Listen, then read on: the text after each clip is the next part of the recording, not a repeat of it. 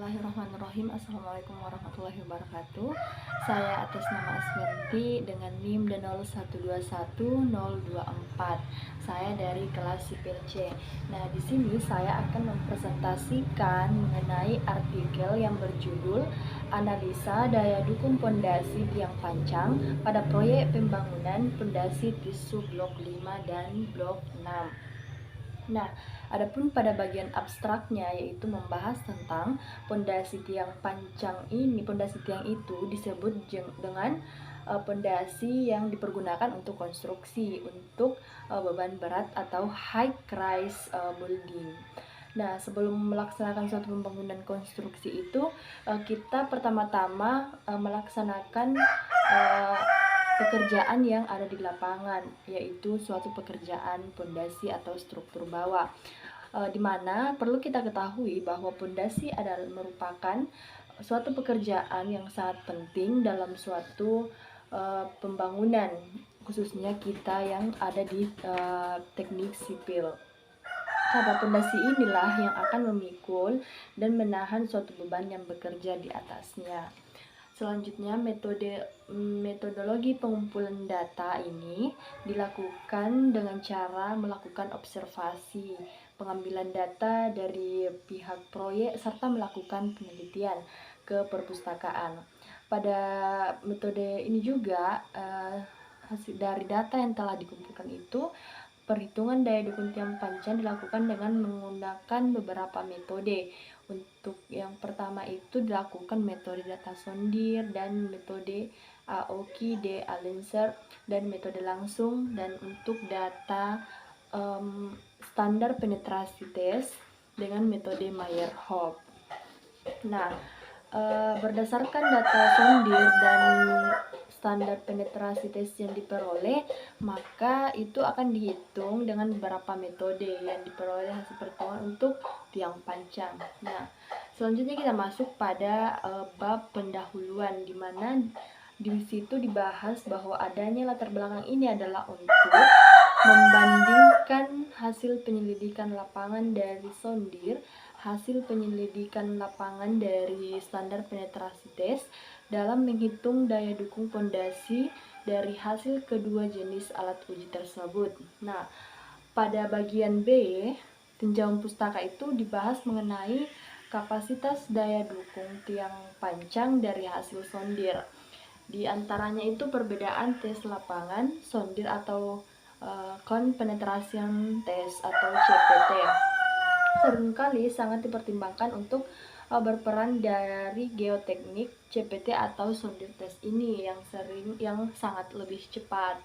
Nah, adapun pada kapasitas daya dukung tiang pancang dari hasil sondir ini menggunakan beberapa metode. Yang pertama itu metode Aoki dan de Alenser, di mana mempunyai rumus yaitu QB sama dengan QCA atau base dibagi dengan FB. Nah, selanjutnya metode yang digunakan juga dapat menggunakan metode langsung. Metode langsung ini dikemukakan oleh beberapa ahli, di antaranya itu Meyerhof, Tomlinson, dan Begeman. Nah, metode yang dapat juga dilakukan dari data sondir itu yang untuk data standar penetrasi itu mengenai kapasitas daya dukung tiang pancang. Metode yang pertama yang dapat digunakan, yang pertama itu daya dukung ujung tanah pada non-kohesif. Yang kedua, daya geser selimut tiang pancang pada tanah non-kohesif. Yang ketiga, daya dukung tiang pancang tanah kohesif CU untuk tiang pancang dan tiang bor. Nah, untuk mencari kapasitas daya dukung tiang pancang dari SPT juga atau standar penetrasi tes itu dapat digunakan dengan metode tahanan, menghitung juga tahanan geser selimut tiang pada tanah kohesif atau CU dengan rumus QS sama dengan A dikali CU dikali P dikali LI. Nah, selanjutnya masuk pada data dan analisa data. Yang pertama itu mengumpulkan data teknis. Data ini diperoleh dari lapangan menurut perhitungan dari pihak konsultan dengan data-data yang berikut. Yang pertama itu mengumpulkan data panjang tiang pancang. Yang kedua mengumpulkan data diameter tiang pancang. Yang ketiga mengumpulkan data mutu beton tiang pancang. Lalu yang kedua itu metode pengumpulan data. Untuk mencapai maksud dan tujuan studi ini, maka dilakukan beberapa tahapan yang perlu, dan secara garis besar itu diuraikan sebagai berikut. Tahapan yang pertama adalah melakukan review dan studi keperpustakaan terhadap buku dan jurnal-jurnal yang terkait dengan pondasi tiang tersebut.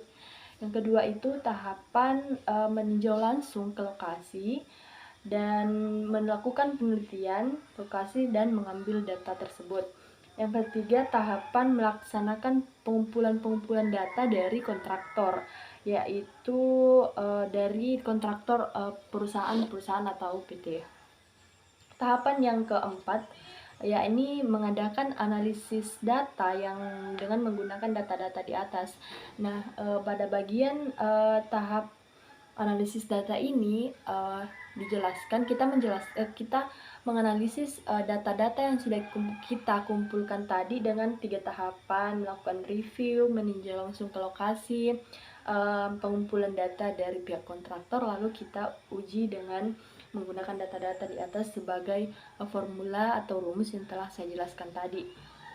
Nah, data yang terakhir atau data yang kelima yakni analisis terhadap hasil perhitungan yang dilakukan dan kita membuat kesimpulan.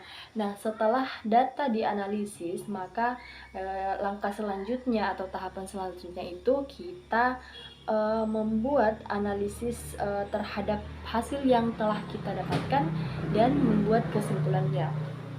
Nah, pada hasil pembahasan di sini atau hasilnya itu, perhitungan di titik S1 diperoleh data sondir, data tiang pancang, diameter tiang atau satuannya D, keliling tiang pancang, luas tiang pancang atau AP. Nah, yang pertama itu kita akan menghitung perhitungan kapasitas dukung ujung tiang atau QB. Yang kedua, kapasitas ujung tiang pancang QB, perhitungan daya dukung kulit atau QS. Nah, di sini hasil datanya itu mendapatkan beberapa dibuat menjadi grafik. Di sini dapat dibuat menjadi hasilnya itu dibuat menjadi grafik.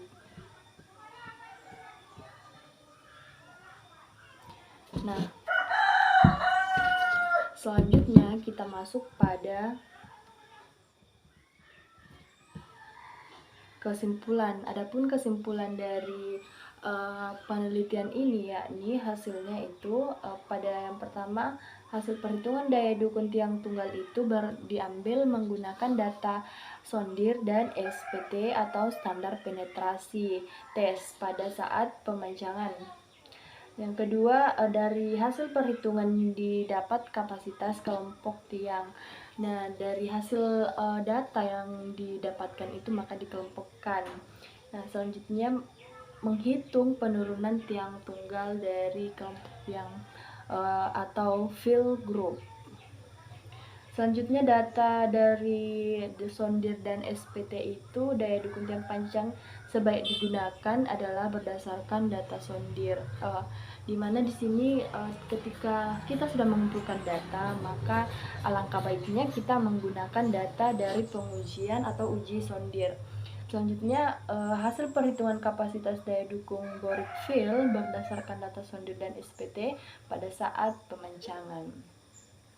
Nah, di sini juga ada kesimpulan yang dituliskan bahwa dari data sondir dan SPT daya dukung borik fill yang sebaiknya digunakan adalah berdasarkan data SVT.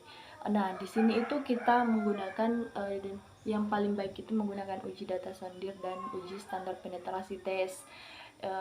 Dan hasil perhitungan dari kedua itu ada beberapa ketentuan tabel, tabel perhitungan kapasitas daya dukung borik fill, dan tabel hasil perhitungan pada tiang pancang, dan tabel hasil perhitungan daya dukung ultimate pada tiang pancang. Nah, pada tabel ini masing-masing ada ketentuan ketentuan uji mana yang lebih baik digunakan, yaitu ada tadi yang dijelaskan bahwa pada bagian ini langkah baiknya digunakan uji data sondir, dan untuk boret field itu sendiri baiknya digunakan uji data standar penetrasi tes. Nah, mungkin itu saja yang dapat saya jelaskan mengenai jurnal analisis pondasi tiang pancang pada proyek pembangunan TISU Blok 5 dan 6. Nah, adapun yang dapat saya simpulkan pada penelitian ini bahwa metode yang digunakan ini merupakan metode observasi ke lapangan langsung dan melakukan analisis dengan menggunakan beberapa perhitungan atau rumus.